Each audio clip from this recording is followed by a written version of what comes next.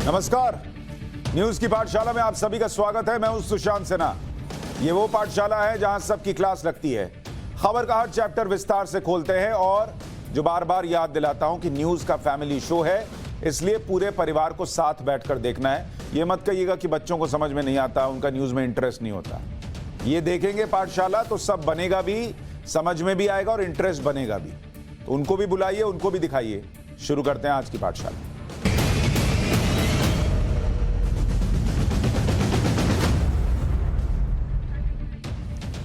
सबसे पहले रोज की तरह बताऊं कि पाठशाला में आज क्या है। किसान आंदोलन के 1 साल पर सबसे जरूरी चैप्टर लेकर आया।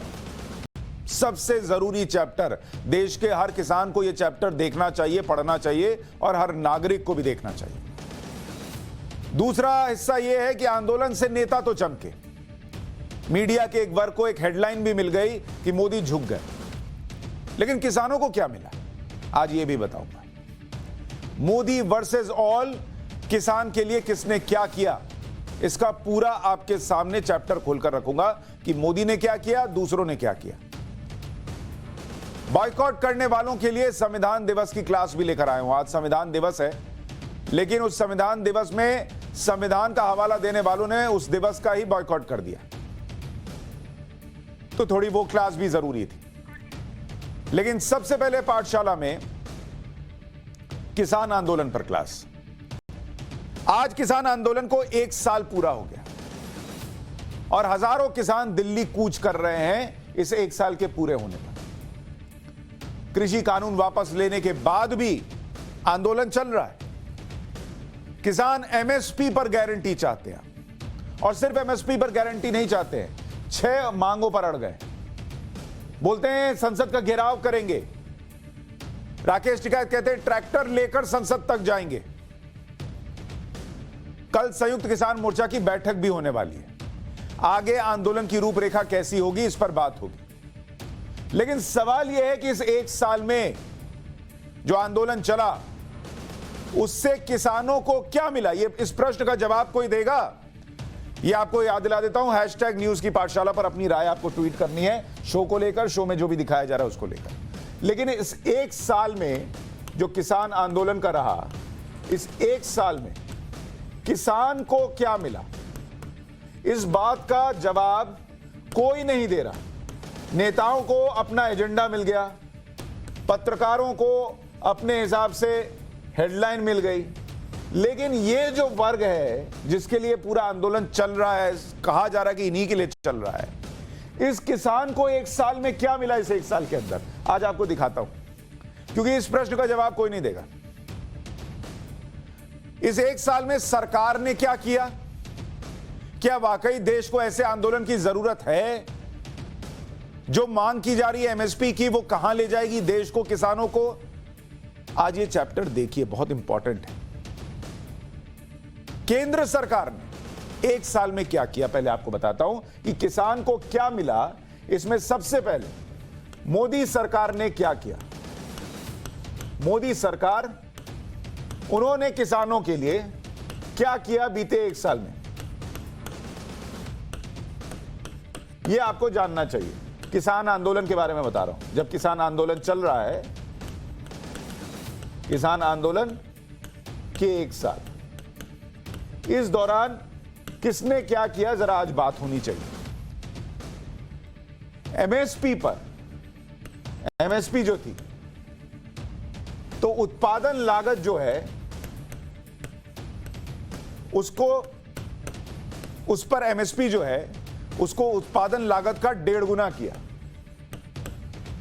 हालांकि अभी भी इसको लेकर बहस है कि उत्पादन लागत को कैसे कैलकुलेट किया जाना चाहिए, लेकिन फिर भी उत्पादन लागत के कैलकुलेशन को लेकर जो बहस और चर्चा है, उससे अलग भी जो मौजूदा फॉर्मेट था उसको बदलकर 1.5 गुना बढ़ाया गया। इसके अलावा कृषि बजट, यह भी इसी सरकार ने किया। और ये इसलिए बता रहा हूं क्योंकि इसे किसान वर्सेस सरकार बनाया गया है, इसलिए बता रहा हूं। यह कोई प्रचार नहीं है, लेकिन किसानों को भी समझ में आना चाहिए कि देश में किसानों के लिए क्या हो रहा है और क्या होने के झूठे वादे ये सपने दिखाकर उनको जो है एक आंदोलन में थाम कर रखा गया। कृषि बजट को 5 गुना बढ़ाया गया, 5 गुना। हर साल 1.25 लाख करोड़ खर्च होगा। क्रॉप लोन को 2 गुना किया गया। क्रॉप लोन यानी जो फसल पे लोन मिलता है उसको 2 गुना किया। इसके अलावा 6,845 करोड़ रुपए के फसल बीमा क्लेम को क्लियर किया गया। इतने का बीमा क्लियर किया गया, फसल पर जो नुकसान हुआ उसको क्लियर कर दिया गया। यह किसानों के लिए हुआ। इसके अलावा एमएसपी जो कहा जाता है, इस पर खरीद कितनी हुई? एमएसपी पर खरीद, ये एमएसपी पर भी बवाल है ना भाई। कहा जा रहा था एमएसपी जो है वो खत्म कर दी जाएगी। 2020-21 में जो एमएसपी पर खरीद हुई गेहूं, देखिए ये सब देखिएगा, जानिएगा, तब समझ में आएगा कि किसकी नीयत क्या है और किसकी नीयत में खोट है और किसकी नीयत में सिर्फ वोट है। 433 लाख टन ये एमएसपी पर खरीद हुई, मीट्रिक टन, मीट्रिक टन। और इसमें भुगतान कितना हुआ? 85,580 करोड़।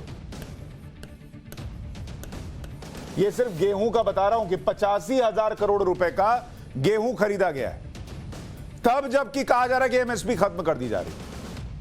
और धान की खरीद जो चल रही है उसमें देखिए धान पे कितना हुआ है, 869 लाख मीट्रिक टन। और इसमें कितना पैसा दिया? 1,64,000 करोड़। यानी अगर आप दोनों को मिला दें, 1,64,000 करोड़ इधर हो गया और इधर देखिएगा 85,000 करोड़ हो गया, तो करीब करीब 2.5 लाख करोड़ के आसपास सिर्फ एमएसपी पर खरीद हुई है गेहूं और धान की। दाल अलग है, तिलहन अलग है, ये सबको तो अभी जोड़ा ही नहीं है। उस दौर में बीते 1 साल में जब यह भ्रम फैलाया गया कि एमएसपी खत्म हो जाएगी, एमएसपी खत्म हो जाएगी, तब करीब 2.5 लाख करोड़ रुपए धान और गेहूं की खरीद पर खर्च किए गए। सोचिए, ये सब सोचिएगा तब पता चलेगा कि क्या कर रहे हैं और क्या करना चाहिए। इसके अलावा 1 लाख करोड़ रुपए का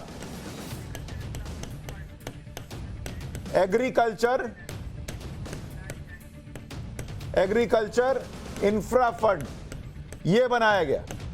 इसका मतलब क्या है कि कोल्ड स्टोरेज बनाएंगे आप, मंडियों के विकास के लिए आप इस पैसे को लगाएंगे। 1 लाख करोड़ को जो कहा जा रहा है कि मंडी खत्म होगी, मंडी के विकास के लिए भी यह पैसा लगेगा, इसको ध्यान रखिए। प्रोजेक्ट मंजूर हो गए, 4,389 प्रोजेक्ट मंजूर हुए हैं। यह तब हुआ जब इस देश में आंदोलन चल रहा था। सोचिए किसान को क्या मिला जब वो आंदोलन कर रहे थे, तब उस सरकार से क्या मिला जिसको वो अपना विरोधी मानकर आंदोलन कर रहे थे। इसके अलावा किसान सम्मान निधि, इसमें क्या मिला? जो अकाउंट में पैसा जाता है, दिसंबर में इसी आंदोलन के दौरान का बता रहा हूं कि इसी आंदोलन के दौरान 7वीं किस्त जो है वो अकाउंट में आ गई। 7वीं किस्त। और 8वीं किस्त जो है वो अप्रैल जून में, ये आई थी आपकी मार्च में, ये आपकी आई थी दिसंबर में आई थी, दिसंबर से मार्च के बीच में। और 8वीं अप्रैल से लेकर अगर आप देखिएगा जून जुलाई तक, इसमें 8th इंस्टॉलमेंट आ गई। और 9वीं किश्त जो है वो अगस्त से नवंबर के बीच में आई। मतलब उधर आंदोलन चलता रहा और इधर किसान सम्मान निधि अकाउंट में आने में कोई कमी नहीं रही, लेकिन आंदोलन चलता रहा। शायद सरकार ये चाहती थी कि किसानों को ये सब देखकर लगेगा, समझ में आएगा कि नीयत साफ है। जो नरेंद्र मोदी कह रहे थे कि हमारी तपस्या में कुछ कमी रह गई, वो तपस्या से शायद ये दिखेगा, ये सब तो कुछ होगा, लेकिन ये सब देखने ही नहीं दिया गया। दिसंबर में अगले महीने 10वीं किश्त आ भी जाएगी जब तीनों कानून वापस करा दिए गए। खैर, लेकिन जो हुआ ये तो केंद्र ने क्या दिया, दूसरों ने क्या दिया। मोदी वर्सेस ऑल जो कह रहा था, किसान को क्या दिया ये भी आपको देखना चाहिए। किसान को क्या मिला इस एक साल में। आपको राजस्थान का उदाहरण देता हूं। राजस्थान में बाजरा के किसान हैं, ये बाजरा उगाते हैं। देश में बाजरे की आधी पैदावार इस राजस्थान में होती है, लेकिन राजस्थान सरकार इसकी खरीद में हिचकती है। क्यों? किसान परेशान है, उन्हें फसल की कीमत नहीं मिल रही।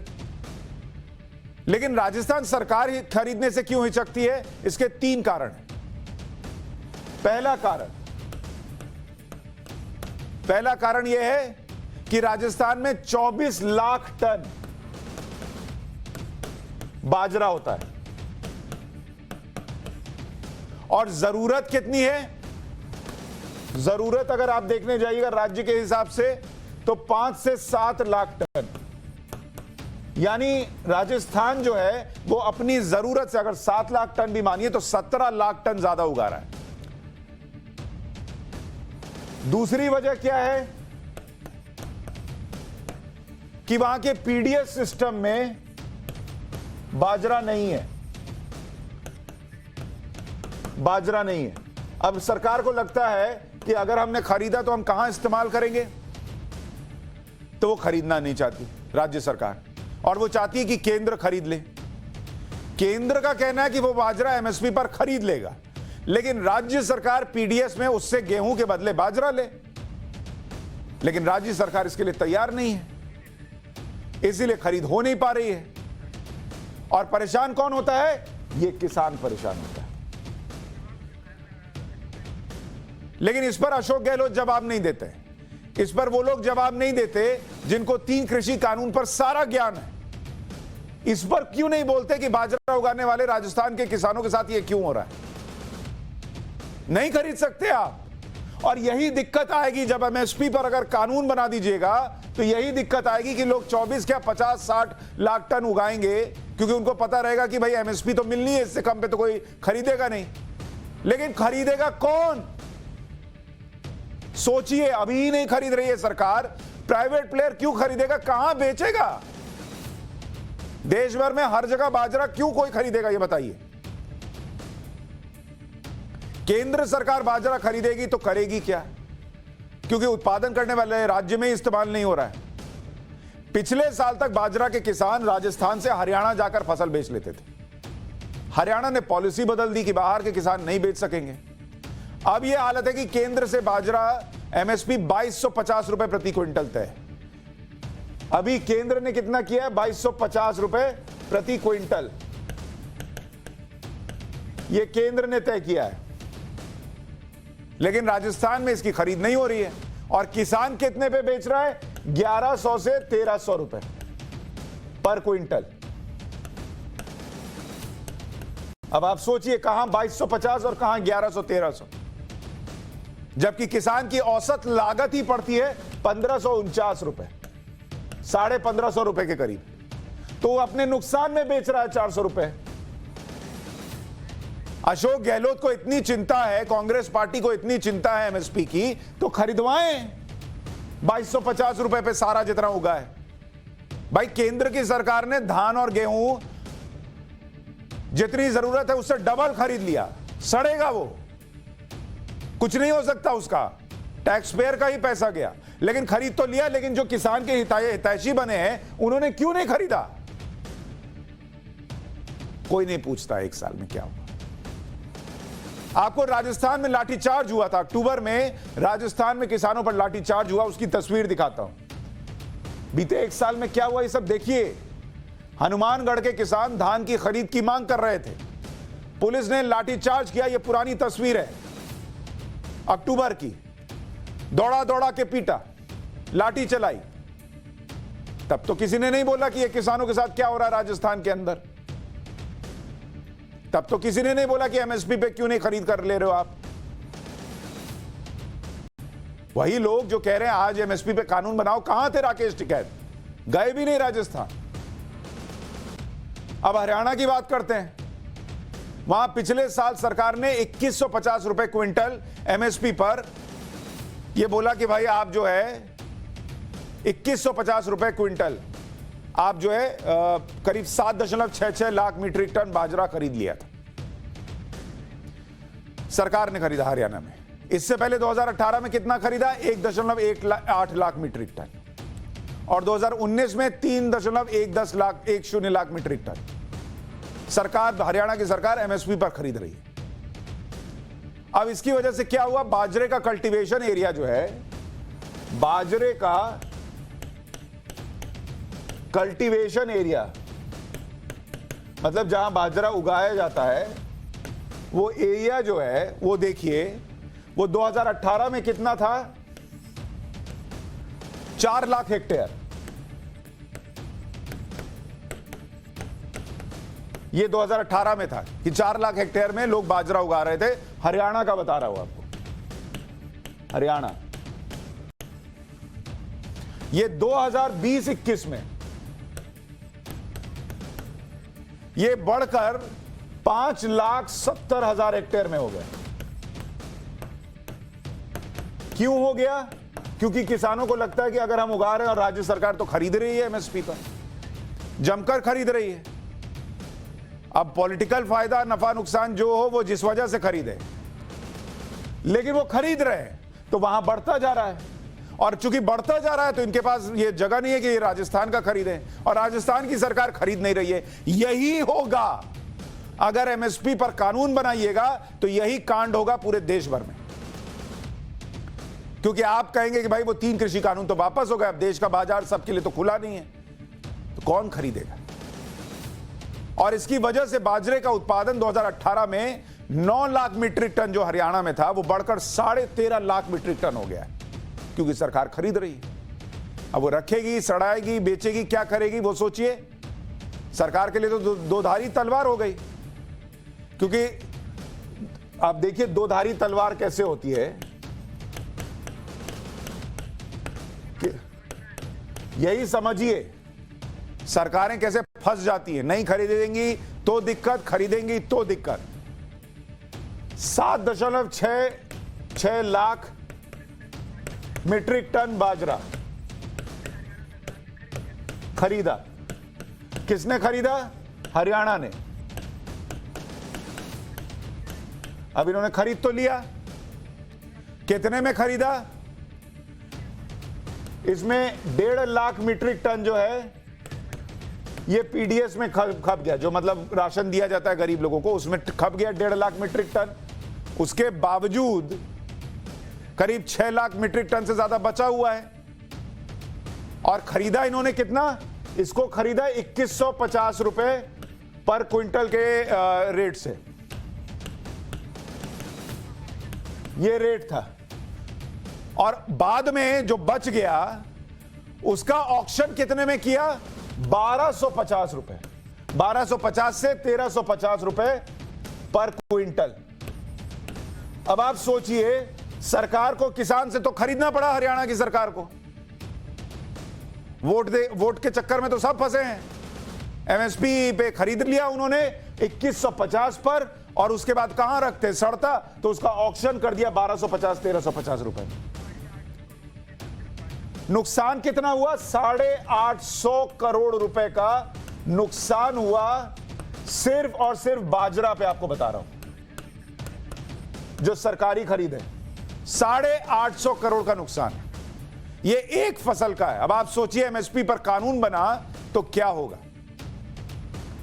राजस्थान और पंजाब में भी बाजरे का उत्पादन होता है, वहां बाजरा पीडीएस सिस्टम में नहीं है, ये दिक्कत है। इन सभी वजहों से सिर्फ बाजरे की सरकारी खरीद पर ही हरियाणा सरकार को कितना नुकसान हो गया। देश में अनाज की कुल पैदावार, देश में ये देखिए कुल पैदावार कितनी है।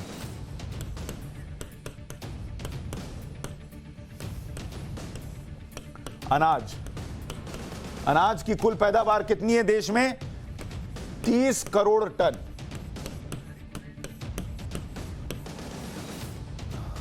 और इसमें सरकारी खरीद सालाना कितनी है जो सरकार खरीदती है? यह सरकारी खरीद है 9 करोड़ टन। अब इसमें से बहुत सारा जो है वो किसान अपने पास भी रखता है खाने पीने के लिए और सारी चीजों के लिए। कुछ जो है वो एपीएमसी से जो रजिस्टर्ड है वो खरीद लेते हैं प्राइवेट प्लेयर्स। और इसमें से पीडीएस के लिए कितना इस्तेमाल होता है जो सरकार खरीदती है? 6 करोड़ टन। अब आप बताइए कि ये 3 करोड़ टन जो बच गया कहां, क्या? एमएसपी का फायदा सिर्फ 15% किसान को मिलता है। एमएसपी का फायदा आज की तारीख में मात्र 15% को मिलता है। और हम तो ये 15% बता रहे हैं बाकियों के कहने पे, सरकार कहती है 6% को मिलता है। सरकार के आंकड़े के हिसाब से जाइएगा तो आप सोचिए क्या हालत है एमएसपी की। और ये लोग कहते हैं, अच्छा इसमें भी सब किसान की बात नहीं कर रहे हैं, कह रहे 23 फसल जिस पर अभी एमएसपी मिलती है उसी को ले आई। क्यों, बाकी को क्यों छोड़ दीजिएगा?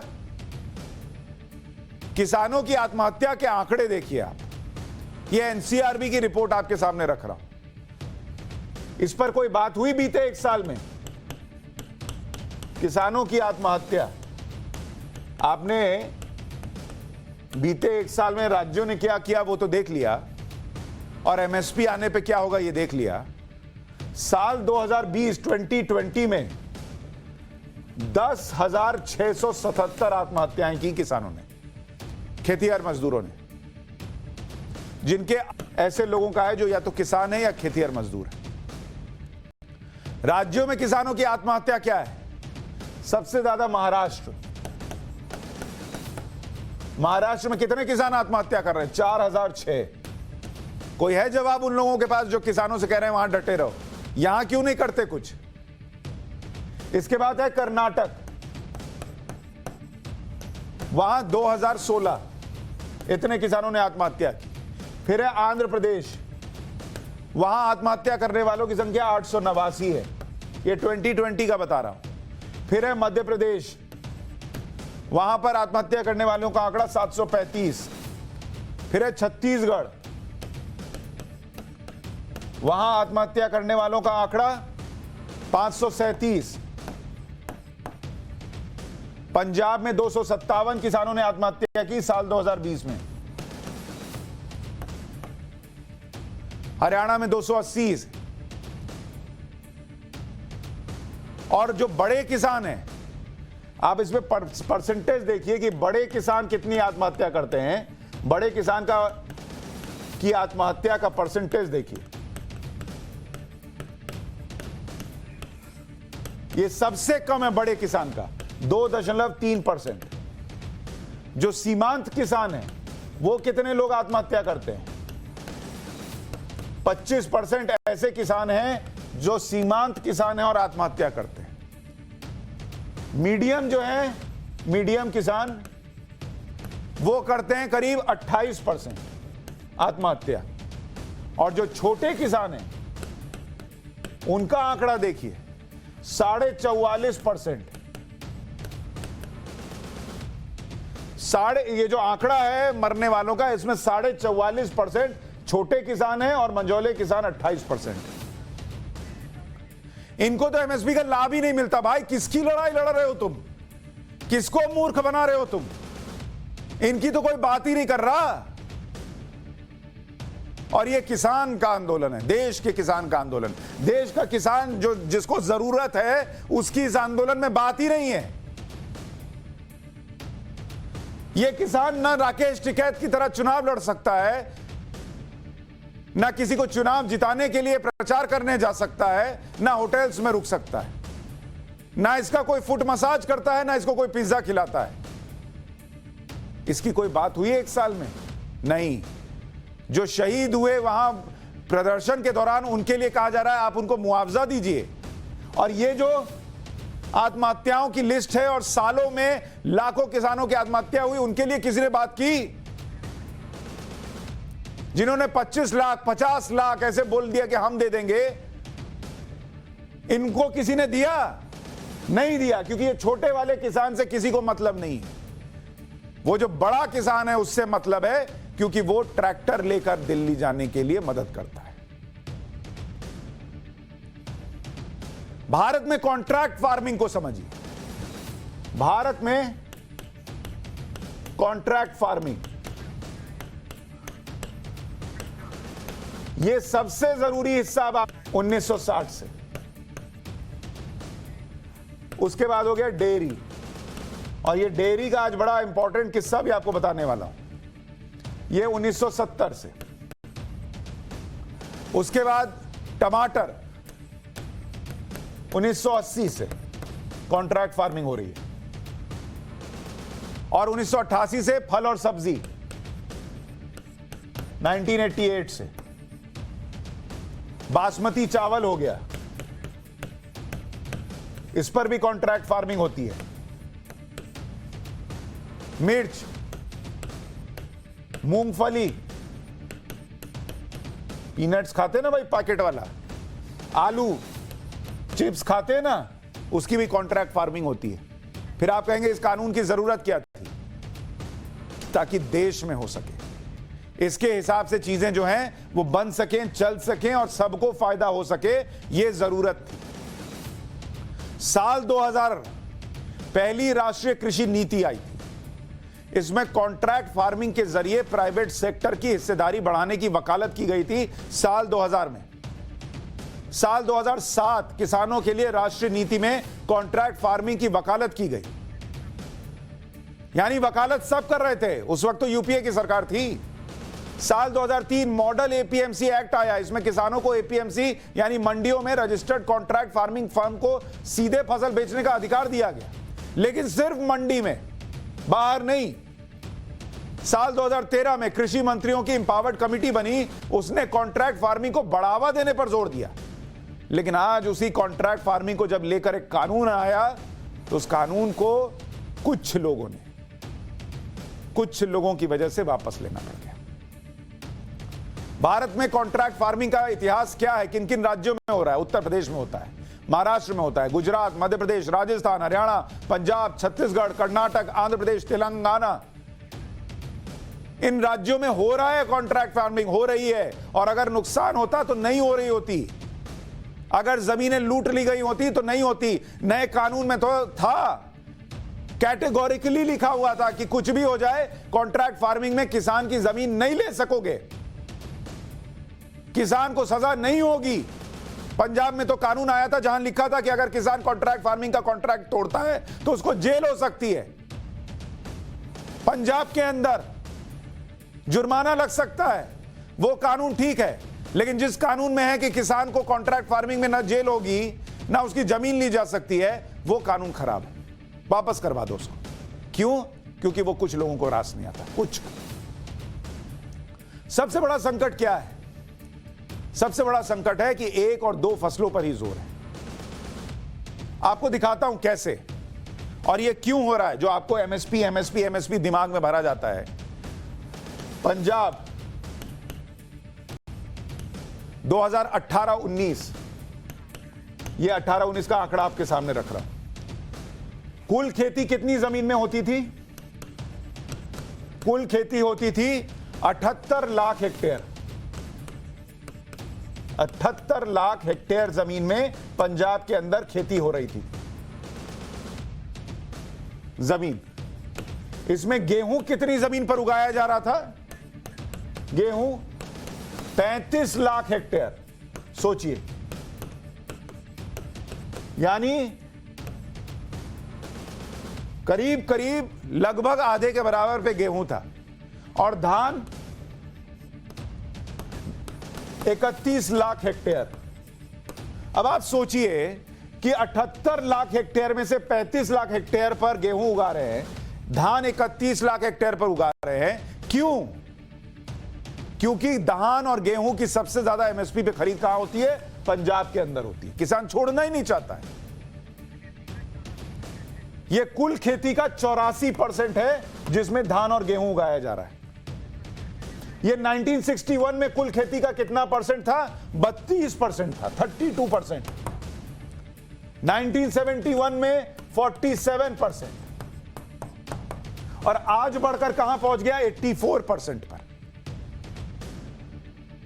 जो ग्रीन रेवोल्यूशन है उसमें पंजाब का बड़ा योगदान है, लेकिन आपको वक्त के साथ समझना तो होगा कि अब वो चीज आपके लिए ही नुकसानदेह हो रही है, क्योंकि वहां वाटर लेवल गिरता जा रहा है। पंजाब में जो लोग हैं उनके लिए पीने के लिए पानी नहीं बचेगा जिस तरीके से वो धान उगा रहे हैं। लेकिन वो धान उगाते ही जा रहे हैं, उगाते ही जा रहे हैं, क्योंकि उनको लगता है कि हम कुछ भी करेंगे सरकार खरीद लेगी। कोई ना बदलना चाहता है, ना रिस्क लेना चाहता है। पानी नहीं होगा पीने के लिए, लेकिन उगा रहे हैं।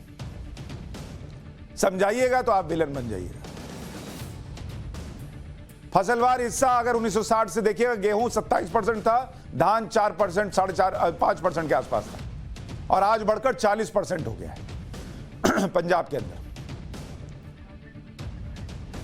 पंजाब में 1986 और 2002 में 2 बार सिफारिश हुई कि कम से कम 10-15 लाख हेक्टेयर जमीन को धान की खेती से बाहर लाना चाहिए, किसानों को दूसरी फसलें उगाने के लिए प्रोत्साहित करना चाहिए। वाटर लेवल गिर रहा है, 2 बार रिकमेंडेशन हुई, लेकिन किसी ने छोड़ा नहीं और किसी की हिम्मत नहीं हुई कि वो कानून लाकर करवा दे या कुछ जबरदस्ती कर दे। भारत में 14,000 करोड़ रुपए की कीमत की दलहन तिलहन को आयात किया जाता है। इसकी बचत हो सकती थी अगर ये सब फसलें उगाई जाती। भाई इतना मेहनतकश किसान है देश का, अगर वो एमएसपी के चक्कर में कि धान और गेहूं पे सबसे ज्यादा खरीद होती है एमएसपी पर, सिर्फ वही ना उगाए और चीजों को भी उगाए, तो आयात नहीं करना पड़ेगा दलहन तिलहन। लेकिन नहीं करना है तो करना है। देश में धान गेहूं गन्ना जैसे परंपरागत फसलों की जगह कुछ लोगों ने कहा कि नहीं, हम फल सब्जी की खेती बढ़ाते हैं, करते हैं। लेकिन जिन लोगों ने यह किया उनको मुनाफा हो रहा है, और आपको बताता हूं कैसे हो रहा है। जैसे ड्रैगन फ्रूट, ये पहले विदेशों में खाते थे, हमारे यहां इसको कमलम कहते हैं, कमल जैसा दिखता है ना। जो लोग ये ड्रैगन फ्रूट की खेती कर रहे हैं उनको अच्छा मुनाफा हो रहा है, कम पानी में उग जाता है, आसानी से खेत में ही बिक जाता है। लेकिन मार्केट खोलिएगा सबके लिए और सबको बताइएगा तब तो। आज धान और गेहूं क्या हो गया आपको पता है? सरकारी नौकरी वाला हिसाब हो गया। जैसे आप चले जाइए, लोगों को लगता है सरकारी नौकरी मिल गई तो तर गए, उसके बाद तो नौकरी नहीं जानी है, आराम करो, काम ज्यादा करना नहीं पड़ेगा, आराम से शादी ब्याह होगा, जीवन कट जाएगा, प्राइवेट में कौन जाएगा। वही धान गेहूं हो गया है। धान गेहूं उगाओ, आराम से सरकार खरीद लेगी, छोड़ो, भूल जाओ। रिस्क लीजिए, बदलिए। और इतना रिस्क भी नहीं है, जो कर रहे हैं उनको फायदा है। स्ट्रॉबेरी की खेती मुनाफे का सौदा हो रहा है। 5 लाख लगाकर लोग 25 लाख रुपए तक का मुनाफा कमा रहे हैं। इटावा में महिलाओं के समूह ने खेती शुरू की तो उनको फायदा हुआ। मशरूम की खेती जम्मू में हो रही है, किसानों को फायदा हो रहा है। जम्मू संभाग में 1700 किसानों ने मशरूम की खेती की है, जो पिछले साल से 200 अधिक है। पिछले साल जम्मू संभाग में 17,000 क्विंटल मशरूम उत्पादन हुआ। 12बंकी में 1 लाख रुपए लगाकर कुछ महीनों में 3 से 4 लाख रुपए किसान कमा रहे हैं मशरूम की खेती करके। आप घर में मशरूम की खेती कर सकते हैं ना। धान और गेहूं उगाएंगे और सरकार से एमएसपी पे कानून बनाएंगे और उसके बाद चलता रहेगा। पानी खत्म हो जाए तो हो जाए। चेरी टमाटर ये छोटा छोटा जो होता है, लाखों की आमदनी कर रहे हैं किसान, कम खर्च में ज्यादा पैदावार। अब आप सोचिए, संसद में प्रधानमंत्री ने क्या कहा था कि सिर्फ धान गेहूं ना उगाएं, इससे काम नहीं चलने वाला है। उन्हें बाजार में मांग के हिसाब से फसलें उगाकर दुनिया को बेचना चाहिए। जो किसान ऐसा कर रहे हैं वो फायदे में है। नहीं, जो अच्छी बात करे उसको विलन बना दो और दिमाग में डाल दो कि ये तो गलत कह रहा है। सोचिए 1 साल में क्या मिला। अब मांग हो रही है कि फलों और सब्जियों को भी एमएसपी के दायरे में ले आइए। महाराष्ट्र में शेतकारी संगठन की मांग है कि प्याज और अंगूर की खेती को भी एमएसपी में ले आइए। उसके बाद जो जो उगा रहा है वही उगाता रहेगा, फिर उसके बाद उसका रोना शुरू होगा।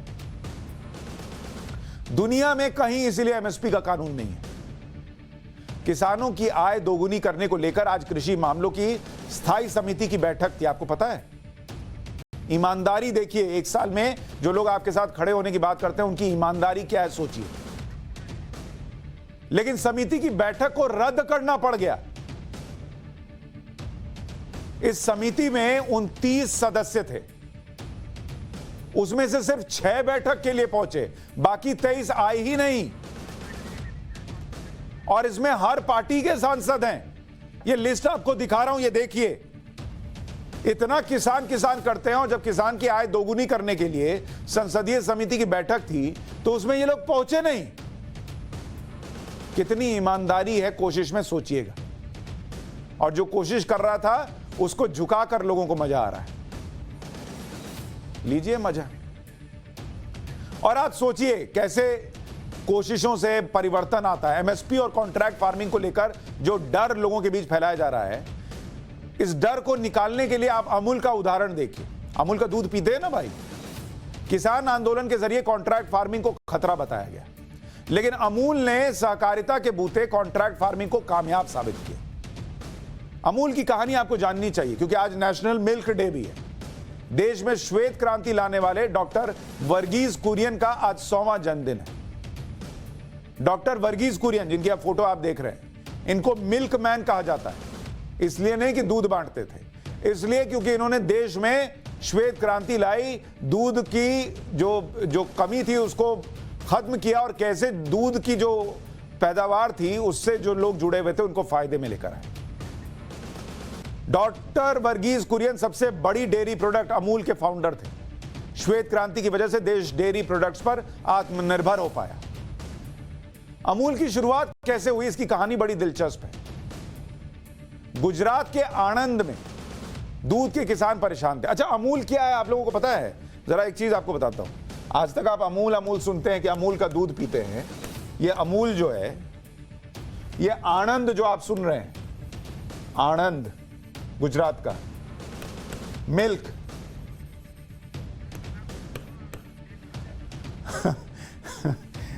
आणंद मिल्क यूनियन लिमिटेड,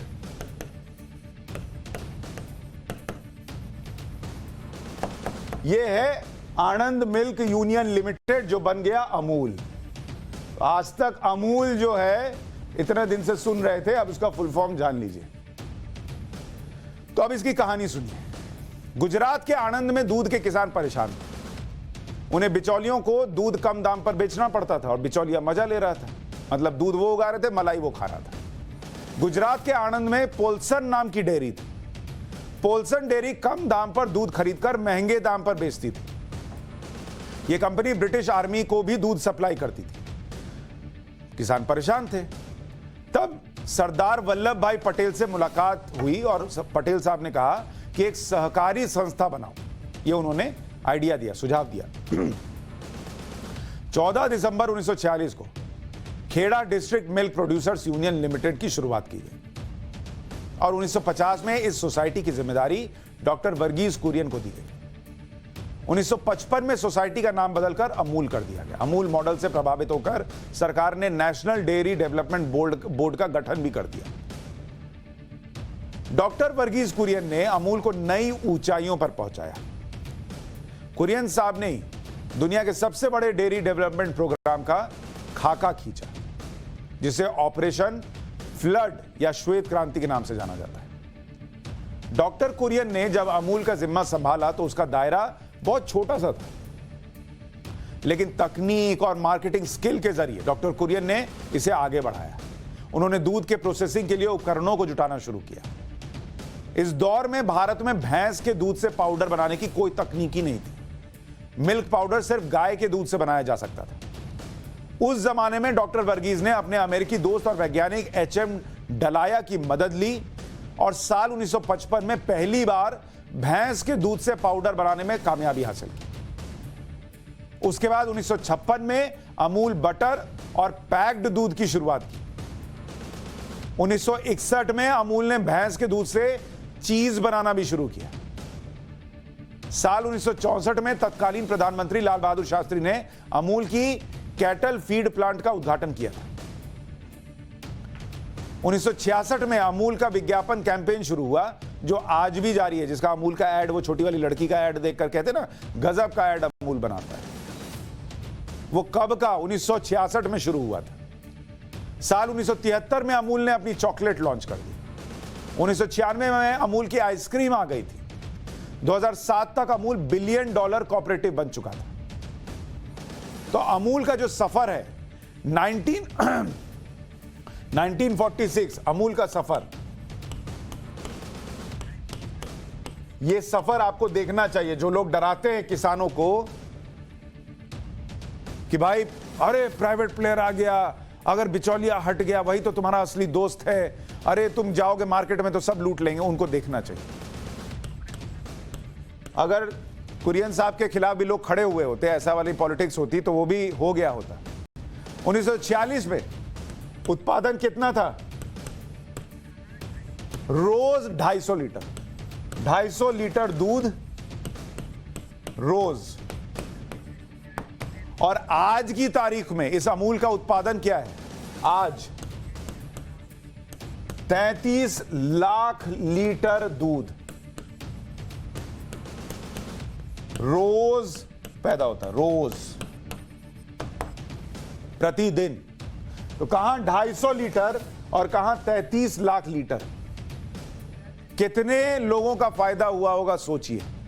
लेकिन यह फायदा नहीं होता अगर इसी तरीके से किसी बॉर्डर पर कुछ लोग जमा हो जाते और कहते कि नहीं नहीं ये बंद कराओ, कुरियन को वापस भेजो, भेजो वापस इसको। नहीं होता। तब गुजरात के 2 गांव से शुरुआत हुई। 2 गांव वहां से शुरू हुआ था और कहां पहुंचा है आज आपको पता है? आज पहुंच गया 28 राज्य के। कितने जिले इसमें शामिल हैं? 222 जिले, जहां से दूध जो है वो अमूल के पास जाता है।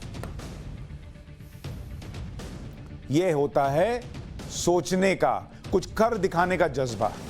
और जिनकी नीयत होती है वाकई बाहर निकालने की परेशानियों से, वो ये करते।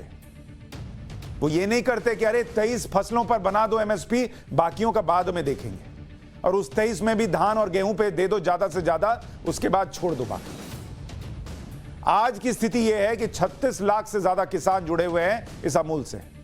15 लाख को रोजगार मिलता है, 38,500 करोड़ का टर्नओवर है।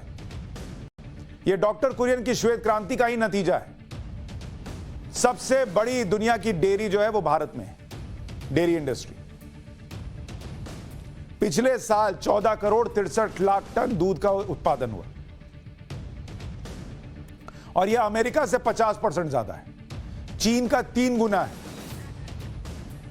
तो सोचिए, यह क्लास सिर्फ दूध के बारे में बताने के लिए नहीं थी, दूध का दूध और पानी का पानी करने के लिए थी।